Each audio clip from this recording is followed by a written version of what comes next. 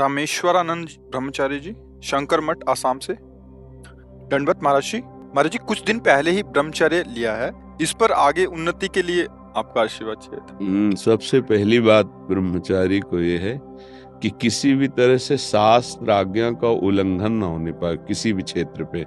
जैसे स्वाभाविक आकर्षण होता है पुरुष शरीर का स्त्री शरीर में, स्त्री शरीर का पुरुष शरीर में, और इस आकर्षण में यदि हम नजदीकीपन बनाए तो हम ब्रह्मचारी नहीं रह सकते हैं। जैसे किसी किसी के अन्य भी आकर्षण है, तो हमको अपनी मनोवृत्ति को देखना चाहिए कि काम संबंधी आकर्षण किधर है और उस दिशा से बचना चाहिए। क्योंकि ब्रह्मचर्य एक ऐसी अमोघ वस्तु है कि जो चिंतन मात्र से भी नष्ट हो सकती है। क्रिया प्रक्रिया संग ये तो आगे की बात हो गई। जैसे हम गाढ़ काम चिंतन में हो गए, हमारे अंदर एक मनोवाह नाड़ी है, वो नाड़ी मथानी समझिए। जैसे दूध को जमा कर दही किया गया और दही का जब मंथन किया गया तो उससे मक्खन घी निकलता है। ऐसे पूरे शरीर में, इस पांचभौतिक देह में कहीं भी देख लो, जैसे पित्त की थैली है और ऐसे कहीं वीर की थैली नहीं है। ब्रह्मचर्य जो वीर है उसकी कहीं थैली नहीं है। वो पूरे रक्त को वो मनोवाह नाड़ी मथानी की तरह चिंतन से, जब आपका कामोत्तेजित चिंतन हुआ तो मंथन कर देगी। अब मंथन कर दिया तो फिर लघु शंका में, स्वप्न दोष में किसी न किसी तरह वो निकल जाए। अखंड ब्रह्मचारी जी के लिए चिंतन भी रोकना है, क्योंकि ध्यायतो विषयान, जहां हम विषयों का ध्यान किया, संगस्तेषु उपजायते, उसमें आसक्ति पैदा होगी, फिर क्रियाएं आगे होने लगेंगी। तो हमारा जिधर कामाकर्षण है उनके संग से, उनके संभाषण से बचे। सबसे पहला कर्तव्य जीवन में ब्रह्मचारी को कभी भी सानिध्य प्रगट में या एकांत में काम संबंधी चेष्टाओं का नहीं करना चाहिए। बिल्कुल किसी भी बहाने से संभाषण, किसी भी बहाने से स्पर्श, किसी भी बहाने से चित्र आदि देखना, वो आजकल मोबाइल भी होते हैं तो मोबाइल आदि में, क्योंकि कामोत्तेजना जब चढ़ती तो वही विषय हमें अच्छा लगता है, तो उस विषय का किसी भी तरह से हम पोषण न होने दें। ये पक्की जीवन की बात समझ ले। अगर ब्रह्मचर्य रहना है तो विपरीत आकर्षण जो हो रहा है उससे हमें दूरी बना के रहना। अगर तनिक भी सिद्धि कोई दिखाए तो गिर ही जाएगा, वो भ्रष्ट ही हो जाएगा। और जब ब्रह्मचर्य रहा जाता है तो उसको सुविधा माया देती है ब्रह्मचर्य नष्ट करने की। ये बैठालना चाहिए। जैसे आप नियम लिए कि मैं आजीवन ब्रह्मचारी रहूंगा, तो आपको पक्की सुविधा एक समय आएगी कि आप आराम से भोग लीजिए, कोई निगेटिव नहीं, कोई नकारात्मक सोच भी नहीं आएगी। आप उसको स्वीकार करें, क्योंकि आपके व्रत को भंग करने के लिए माया ऐसी सुविधा देगी। आपको ऐसी सेवा मिलेगी या आपकी ऐसी सेवा होगी। कई तरह के विधान पेश किए जाते हैं विपरीतता अंदर पैदा करके भ्रष्ट करने के। तो साधक जीवन भर इस बात से सावधान रहे यदि नैष्ठिक ब्रह्मचर्य। दूसरी बात, जब हम स्नान करें तो नाभिदेश को बहुत ठंडा करें। ठंडे जल से नाभिदेश में, यहाँ से जल को कई बार ऐसे डालें। ये और कभी भी किसी भी तरह से हम उन इंद्रियों को किसी भी तरह से ना छेड़ें जिनसे हमारा ब्रह्मचर्य नष्ट होता है। वो पवित्रता के लिए स्नान शौच आदि के अलावा हम उन इंद्रियों का स्पर्श भी न करें, उन इंद्रियों को किसी तरह उत्तेजित न करें, ये पक्का ध्यान रखें। तीसरी बात, भोजन इतना पाएं जो सुपाच्य हो और शौच पूरी साफ हो जाए। अगर कब्ज रहेगा तो फिर हमारा ब्रह्मचर्य नष्ट होने की संभावना रहती है। जिसके बहुत कब्जियत बनी रहती है, तो ब्रह्मचर्य क्या है, घी समझो, वो उसको उचित आहार विहार से संयम में किया जाता है। और ब्रह्मचर्य को पुष्ट रखने के लिए कम से कम 48 मिनट बिना हिले डुले पद्मासन और सिद्धासन का अभ्यास करना चाहिए। मेरुदंड सीधी करके पद्मासन लगाना जानते हो, सिद्धासन लगाना जानते हो? सिद्धासन अभी तो ऐसे नहीं बताया जा सकता ना, क्योंकि वो क्रिया है, उसमें गुदा द्वार और मूत्रेंद्रीय द्वार के बीच की जगह में बाएं पैर की एड़ी होनी चाहिए और मूत्रेंद्रीय के ऊपर दाहिने पैर की एड़ी ऐसे आती है, तब वो ऐसे सिद्धासन ऐसे होता है। ऐसे 48 मिनट बिना हिले डुले सिद्धासन और पद्मासन का अभ्यास करे, आहार शुद्ध रखे, तो ब्रह्मचर्य ऊर्ध्वरेता होता है। जो ब्रह्मचारी है उसका ऊर्ध्वगामी वीर हो जाता है, फिर वो अधोगामी नहीं होगा। यदि अधोगामी शुरू हो गया है तो ऊर्ध्वगामी करने में बहुत कष्टप्रद। अभी आपकी नवीन अवस्था है, बहुत बढ़िया अवसर है जीवन को ब्रह्ममय बनाने का। तो खान पान में खटाई, अधिक मिठाई, वो पदार्थ जो कब्ज बना दे, गरिष्ठ हैं, उनका त्याग। ब्रह्मचारी का मतलब एक बीमार अवस्था वाले का जैसा भोजन है, जितने से हमारे प्राणों का पोषण हो जाए, सात्विक भोजन। अब होटलों का भोजन खावे, खूब मिठाइयाँ खावे, सोचे ब्रह्मचारी रह जाए तो असंभव है। हाँ, मीठा आदि कभी थोड़ा लघु मात्रा में, खटाई तो बिल्कुल त्याज्य है, बासी अन्न त्याज्य है, अपवित्र स्थिति में बनाए गए अन्न का त्याग है। तब हमारा विचार शुद्ध होगा, तब सच्चा ब्रह्मचर्य है हर इंद्री का। वाणी का ब्रह्मचर्य व्यर्थ का बकवास नहीं, भगवत चिंतन, हितकर मधुकर वाणी।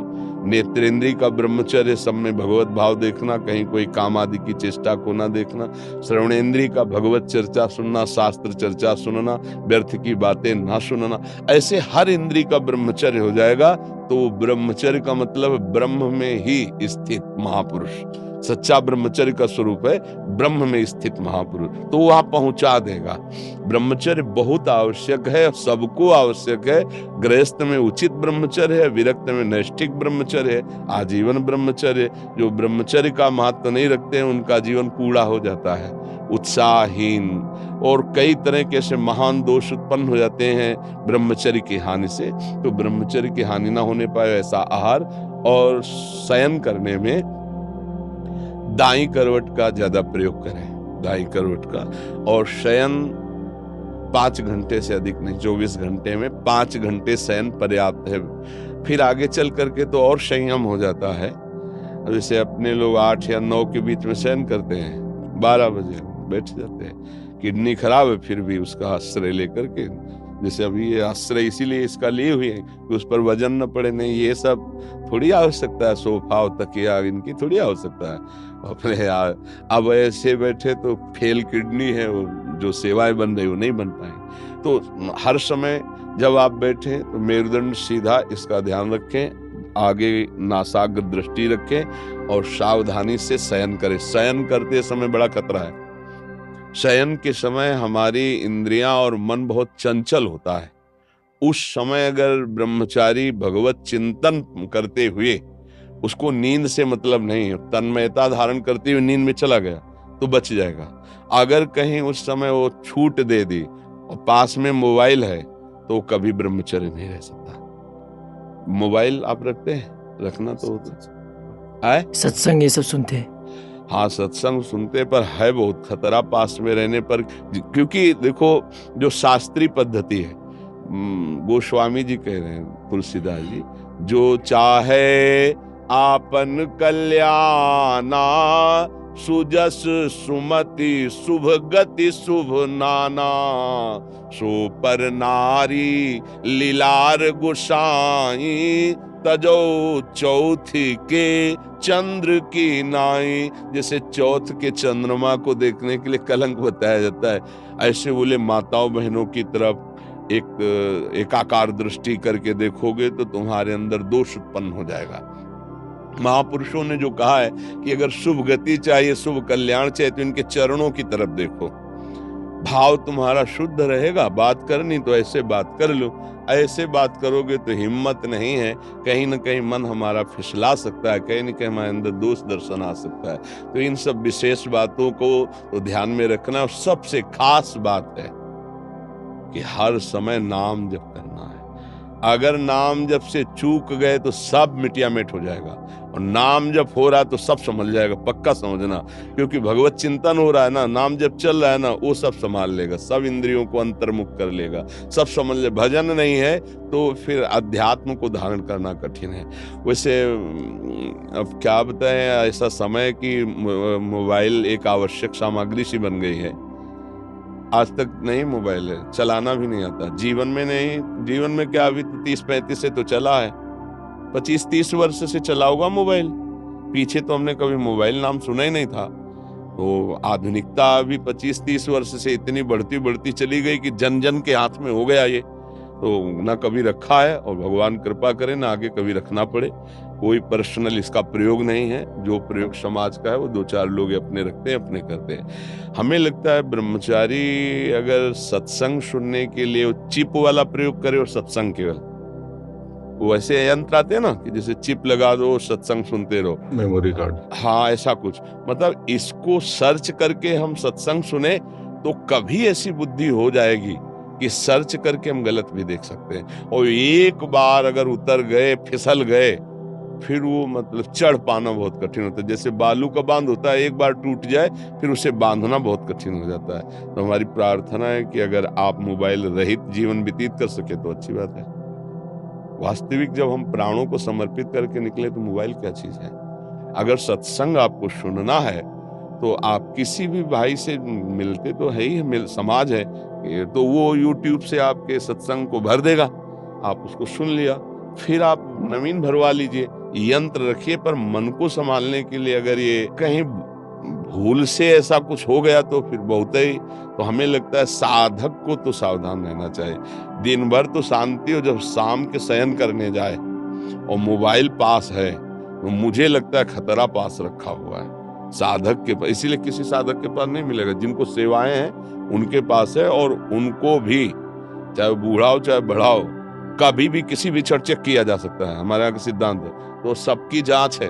इसके ऐसा नहीं कि तुम मनमानी जो कुछ चाहो सो कर सको, और भगवान की कृपा से उन्हीं को दिया गया है जिनकी कसौटी में कस करके जो पास हैं। तो मुझे लगता है बच्चा, अभी तुम नवीन बच्चे हो, मोबाइल का संग त्यागो, फिर आगे बढ़ो तो बहुत अच्छे महात्मा बन जाओगे, क्योंकि अभी नवीन अवस्था है ना। आज जगत का कल्याण करने वाले बन जाओगे। सतरति सतरति सा लोकांत तारे, बहुत आनंद आएगा, बहुत आनंद। थोड़ा 10-20 वर्ष ब्रह्मचर्य रहो, फिर आप देखो कैसा आनंद आता है। कोई भी सर्दी गर्मी बरसात मान अपमान दुख सुख छू नहीं पाता। हर कष्ट को सहने की सामर्थ्य ब्रह्मचारी के अंदर होती है। तो इसलिए नाम जप करो, और जो जो कहा है इसको फिर भरवा लेना किसी चिप आदि में, दोबारा सुन लेना, क्योंकि ये YouTube में डाल देंगे, तो इसको बार बार सुनना।